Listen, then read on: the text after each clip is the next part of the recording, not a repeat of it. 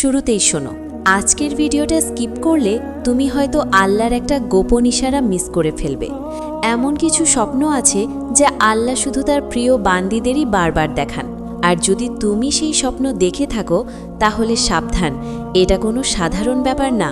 যে নারীকে আল্লাহ ভালোবাসেন তাকে কখনো কখনো স্বপ্নের মাধ্যমে পথ দেখান। কোরআনে আল্লাহ বলেন, নিশ্চয়ই আল্লাহ যাকে চান তাকে সঠিক পথে পরিচালিত করেন। প্রথম স্বপ্ন, বারবার নিজেকে পরিষ্কার পানি, নদী বা বৃষ্টি দিয়ে ধুতে দেখা। এটা ইঙ্গিত দেয় আল্লাহ তোমার গুনাহ মাফ করে তোমাকে পবিত্র করতে চান। দ্বিতীয় স্বপ্ন, নিজেকে নামাজ পড়তে বা কাঁদতে কাঁদতে দোয়া করতে দেখা। হাদিসে আছে, সৎ স্বপ্ন আল্লাহর পক্ষ থেকে আসে। এটা প্রমাণ তুমি আল্লাহর কাছে খুব প্রিয়, তিনি তোমাকে তার দিকে ডাকছেন।